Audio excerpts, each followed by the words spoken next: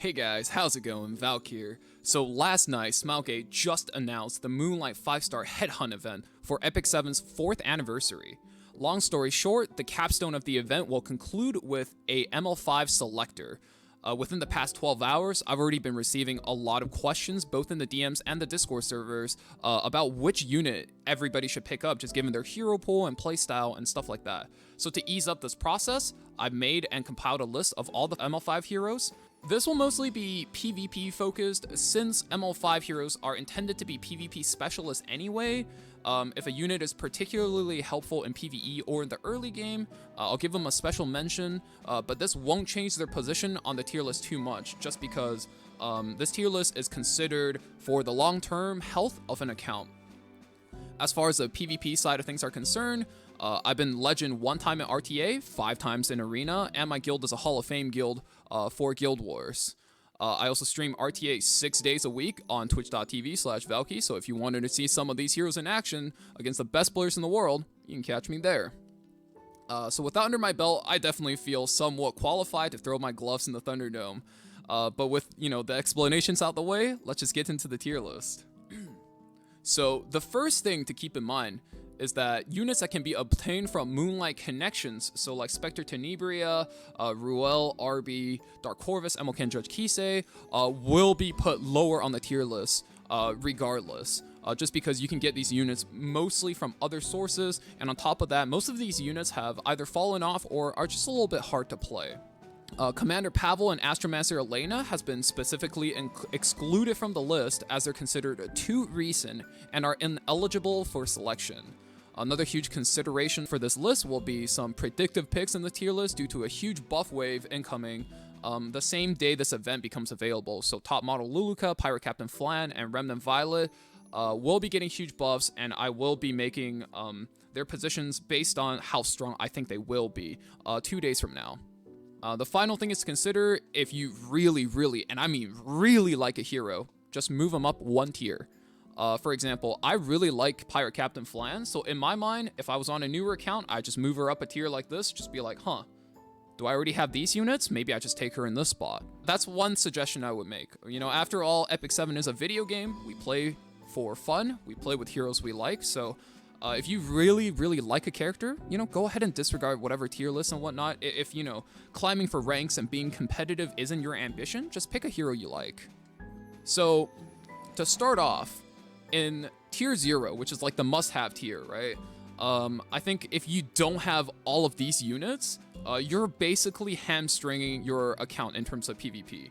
If you want to play PvP at all, in any capacity, regardless whether it's GVG, whether it's RTA or Arena, these units you have to have on your team. And for those of you guys that are playing any type of those comments without these units, right? You can feel free to let people know in the comments how hard it is to play the game without these units. So to start off, we have A.Ravi. Apocalypse Ravi is a ridiculously tanky and nukey hypercarry. She's generally considered the anchor of the game because in most matchups, she's very hard to kill, and when her S3 stacks up that damage passive, she swings it on somebody, boom, gets a kill, revive a dead ally, and it's a massive tempo swing in most of the matches she's involved in. With the Hwayoung nerf incoming, she's on track to becoming the most uncontested best unit in the game once again. Conqueror Lilias is a debuffer and a support in one. She basically has all of the most comfortable utilities in the game. Her buff reduction and debuffs are all non-attacking, so she can't miss any of those, right? A blind debuff does nothing to her. Her vigor is both a mini attack up and a defense up in one, and it can't be stripped. Her S1 pulls one of her allies, so drafting her with good aggressive DPSs opens up your path for these heroes even more. And on top of that, unlike heroes like Amelia, where their dead turn feels really dead, she'll be generating value for you no matter what.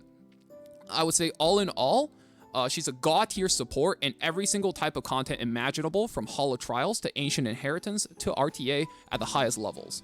At the time of writing, she's no debate the best support in the entire game. Mediator Kawerik. To a lesser degree, he's anti-debuff. He could block out all types of debuff. Him and Designer Lilibet are essentially the reason Control, right, the debuff playstyle, fell off completely.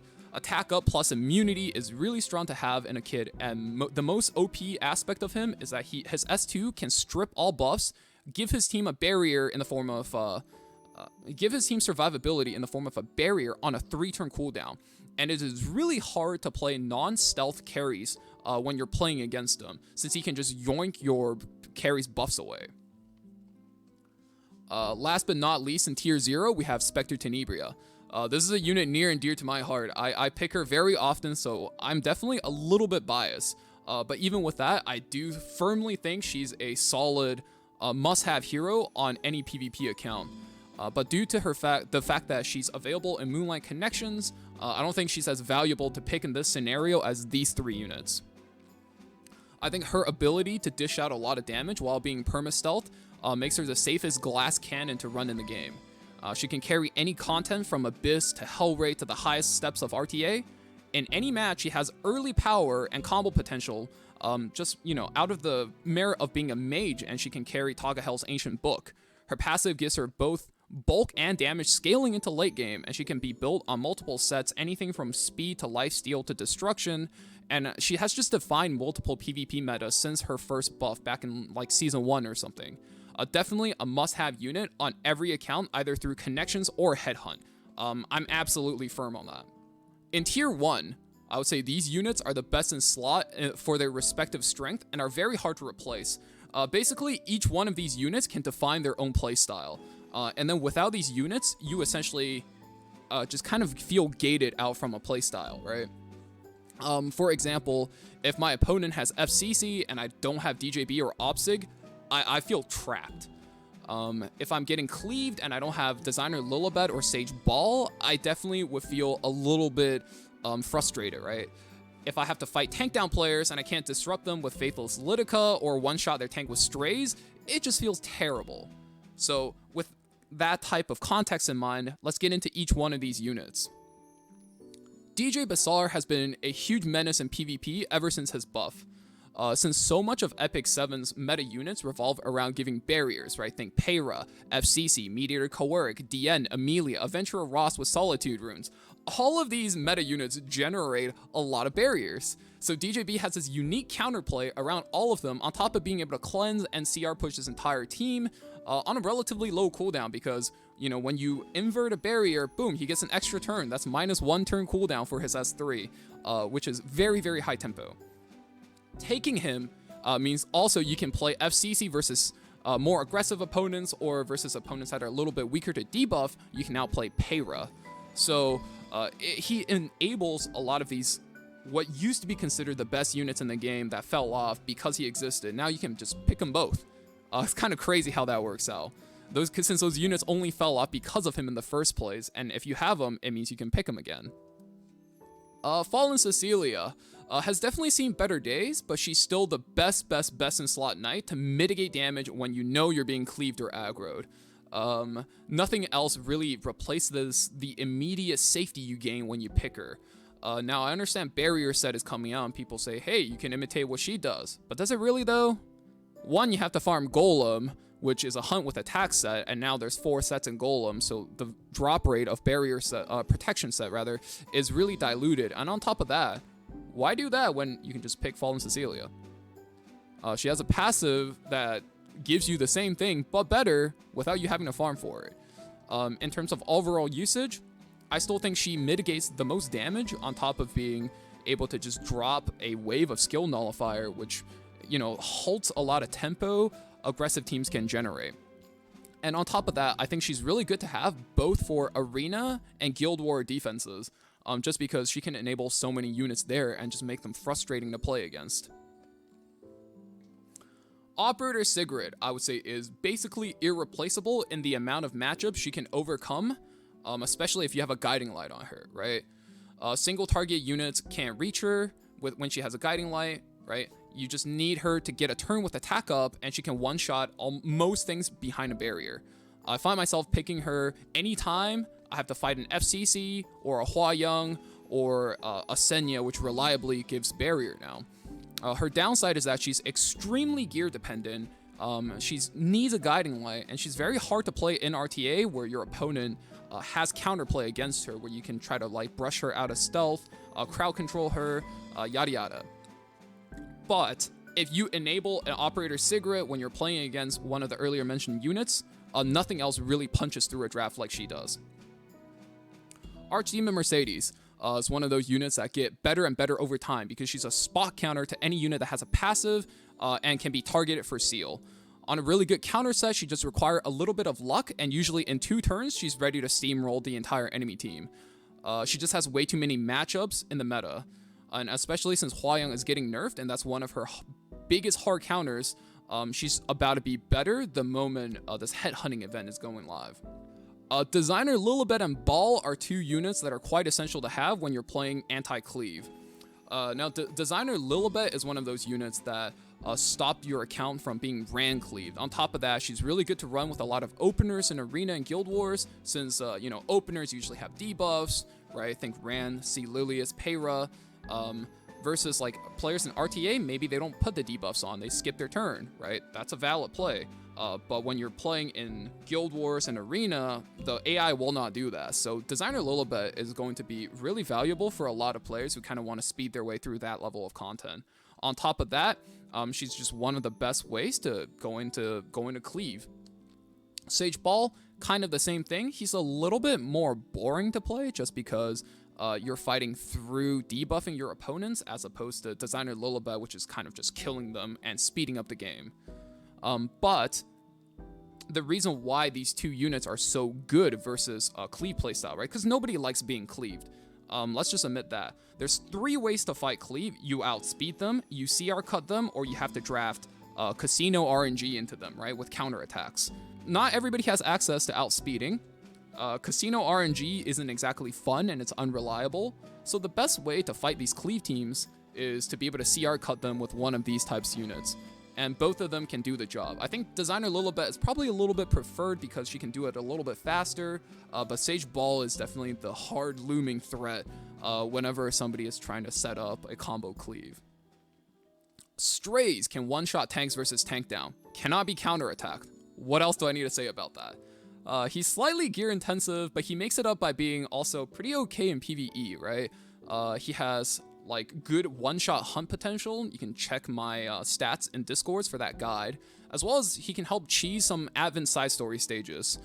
So overall, I would say in PvP he's very irreplaceable, and he will speed up your PvE a lot as long as you give him the good gear. F.Lidica. So she doesn't have the widest matchups, as she's somewhat prone to being outsped due to her base speed, but in matchups versus slower teams, she absolutely bodies units like Mediator Kawerik, A.Ravi, Alencia, units that are just generally hugely reliant on having their big ultimate cooldowns to present a threat. Even unit that counter her like A.Elena or General Purgus, right? Those are like the age-old counters to F.Lidica. Because they counter her S2, now you can just skip her S2 and press S3, which is high value. She has a lot of combo potential with other high value units like Summertime Iceria and Commander Cavel. So having her gives you a lot of options to be flexible between playing aggro and playing cleave. Remnant Violet is kind of a hot take pick in this spot, with the buffs dropping right as the ML5 Headhunt event is starting. He's looking like a very solid neutral single target DPS with hyper carry potential. I know that's a lot of keywords being jammed there, but basically that just means he's going to dodge, right? You guys know the old adage, if Remnant Violet dodges, he's god of the game. If he doesn't dodge, he's basically a dog.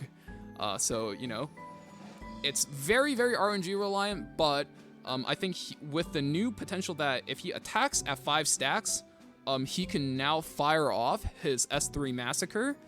I think that's absolutely huge, and it gives him way faster of a ramp just on his pop-off potential into the game. So I'm super excited about this buff, can't wait to try him. I think he'll be really strong. Also a very cool unit to just watch pop off.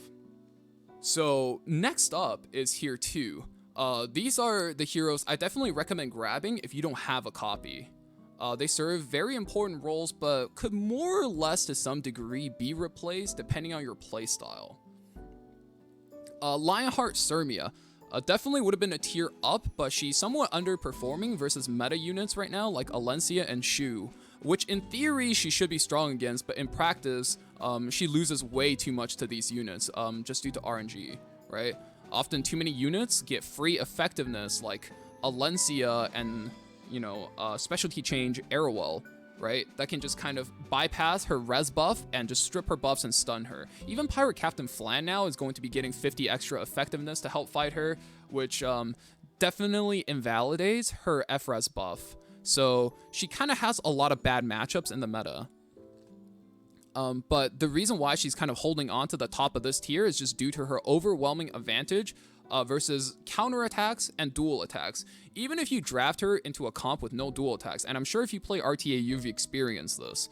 You fight to Frenzy 3, Frenzy 4, somehow random dual attack comes in, activates their Lionheart. You're like, wow, this unit is useless. She presents no threat to me. And then random dual attack, boom, she's activated, whoosh, and just wipes your team.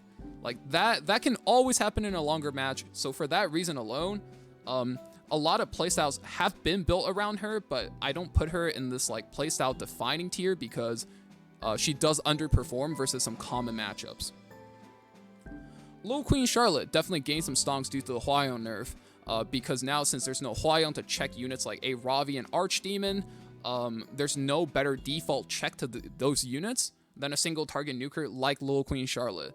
The caveat here is she's a lot harder to support, just because to do her job, she kind of needs to be paired with these tier 0 supports, right? And unlike Ruele, she's a little bit vulnerable to crowd control. You know, she gets her immunity stripped. She's vulnerable to crowd control, cooldown resets. Unlike Remnant Violet, where he has a 70% chance to kind of evade that. So I kind of think about these two units like they're in a similar spot where LQC is maybe slightly weaker, but her defensive passive does give her a lot of value in that respect, though. Solitaria is also really strong, one woman control team, with the added bonus of being able to shut down all focus units by default. So units like Archdemon, Ruele, cool. Her weakness stems from the fact that there are tier 0 and tier 1 support units that can straight up ignore debuffs. The fact that she can be easily outsped too, right? And the random nature of her debuffs, since she kind of lands random debuffs, makes her slightly less reliable, but nonetheless a force ban when you pick units, when you pick her into units that she hard counters, like earlier we mentioned, Archdemon, Ruele, even Seaside Bellona. And the reason why she's not higher up on the list is, on top of her weaknesses, there's very simple, low rarity heroes that can turn her into a net negative, like Roana, any assassins like Side Koli, or unbuffable debuff like AOL and Peyra. So a bit of a risk to play, but still very strong. Faptain is a really fun hero, and she's definitely one of my personal favorites. I think her realistic ranking is probably anywhere here, maybe somewhere even like here, but we're putting her here now just because she's really, really fun to play. I personally play her a little bit slower with higher bulk, attack, and effectiveness, so that way she has potential to essentially solo DPS any team that doesn't have like a Destina, Amelia, or Mediator Kawerik, who I normally pick when I want to play her. I think Mediator Kawerik plus Pirate Captain Flan is really, really strong.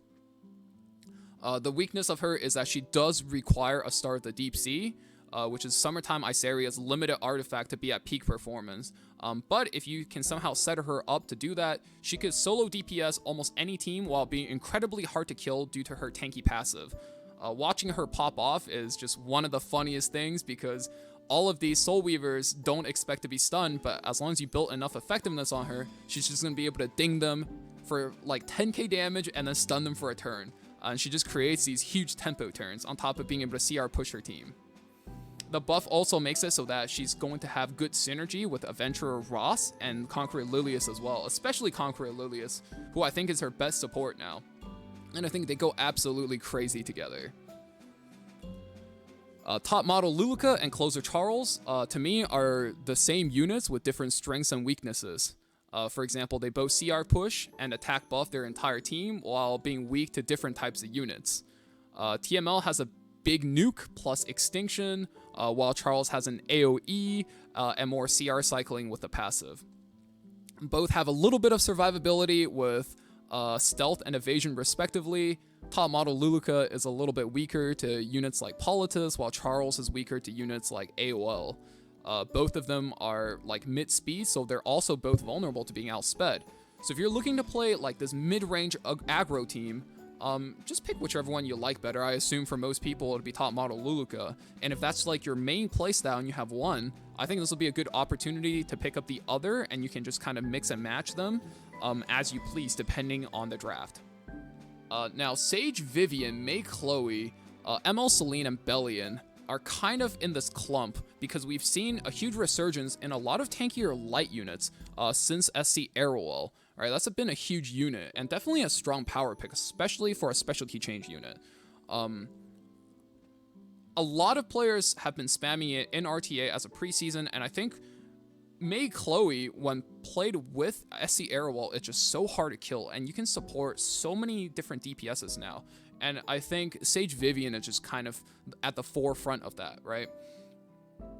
I do think if you're a newer player, for example, you don't have like all of these units, just picking one up to run with SC Ruele, it's strong, but it's not that strong. When you have like the whole package of all the light units, right?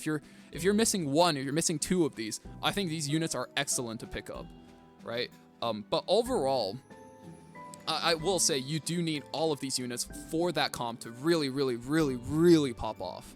But as far as their individual strength goes, Sage Vivian, I would say her main strength lies in her defensive passive, good damage, and healing from S3.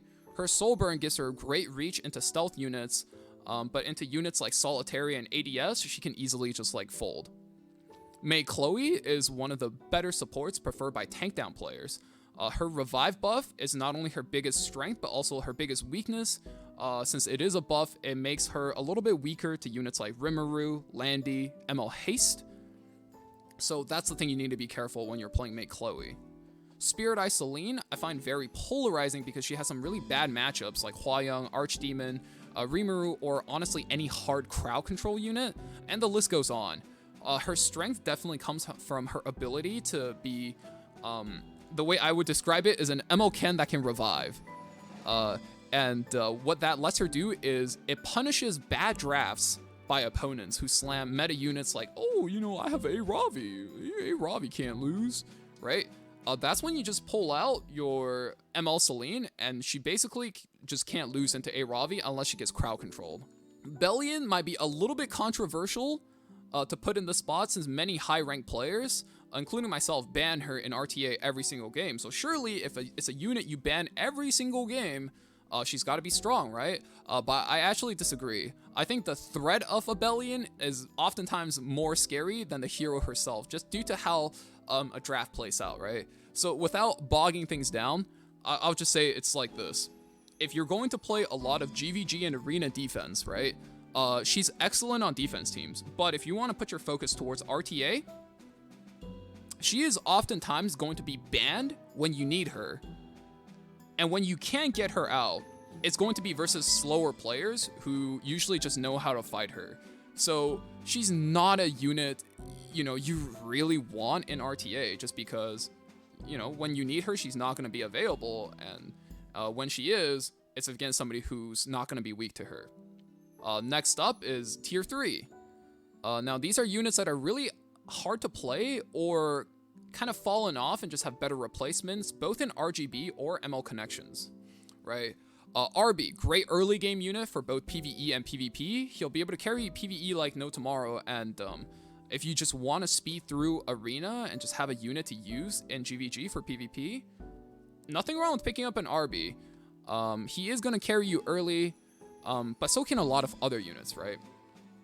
But if you really want to use a easy to play early game unit, you know, with a selector at the cost of losing a late game unit with a selector, feel free to just pick up Arbiter Vildred. Like, there's nothing wrong with that, right? I think he's super easy to gear, doesn't require a lot of knowledge to play, and he scales pretty well. It's just that once you get to higher ranks in any content, he just falls off versus good players because people just know how to play against him. In that sense, he's like an ML Rimuru, right? Very good at bullying people who, you know, maybe don't have a full roster of characters, but when you get to really high ranks and people have like drafts and units and counter picks prepared for him, he definitely loses a lot of power. But my recommendation, don't pick him with this selector. You have ML connections where if you really want, you can pick him up there. Ruele of Light is also obtainable from connections, so I definitely don't recommend picking her here, but she's a solid unit for GVG and slower playstyles in both Arena and RTA. Her biggest strengths is that she can reset a fight where your opponent, let's say, has a single target nuker and it picks off one of your units, right? Boom, she can reset that. Outside of that, there are enough supports in the game to really not justify having to use a selector on her. MLHaste.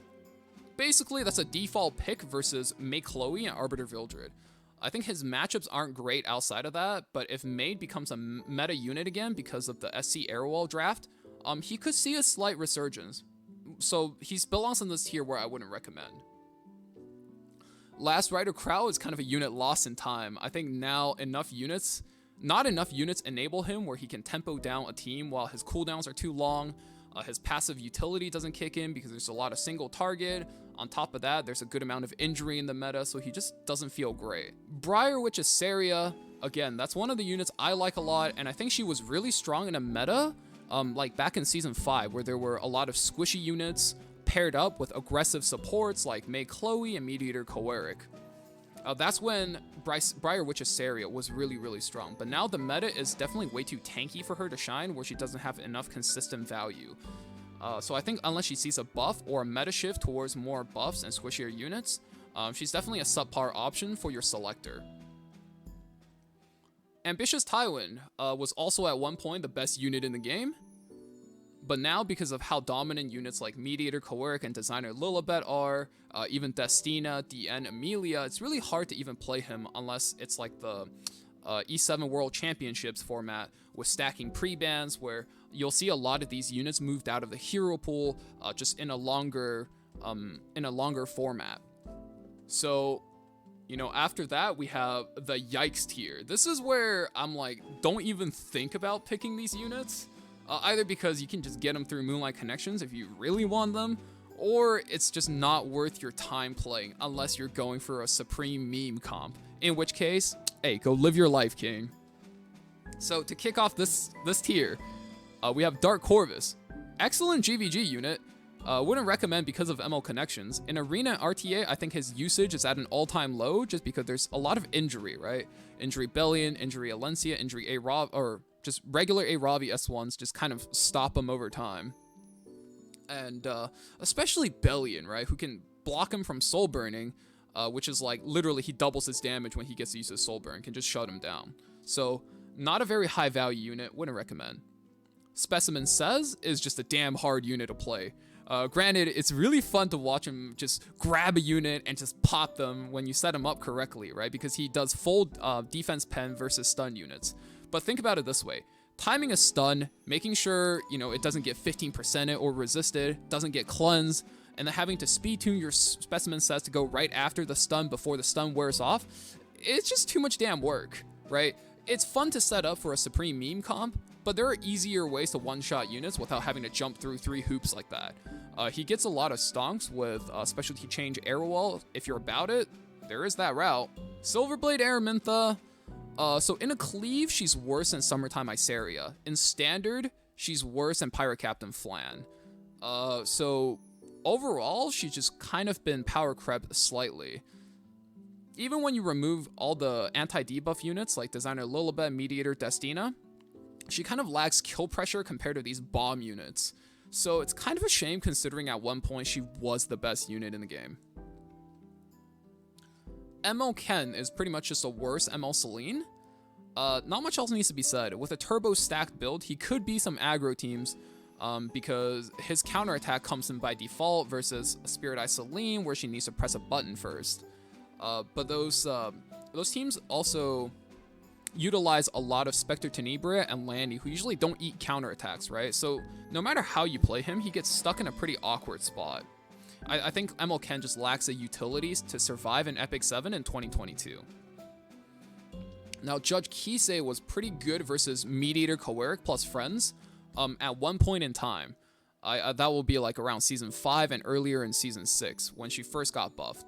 But with Soul Weaver speed starting in Season 7, right? So in RTA, Soul Weavers gain +7 speed at the time of writing.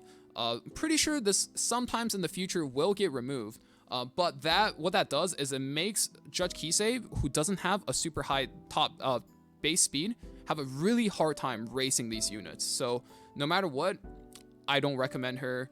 I think her usage falls off. If you want a unit that performs like her, I would just pick Faithful F.Lidica instead. So now in the, 2 new, we can't get these units tier. We'll just go over them real quickly. Commander Pavel, I think he's an excellent unit. Very hard to play, so you need a lot of speed and crit units drafted with him to enable him.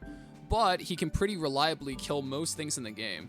So if he was in this list, he would definitely be somewhere in the lower end of like tier 1 or in the higher end of tier 2. So if I had to put him in the list, he would go here.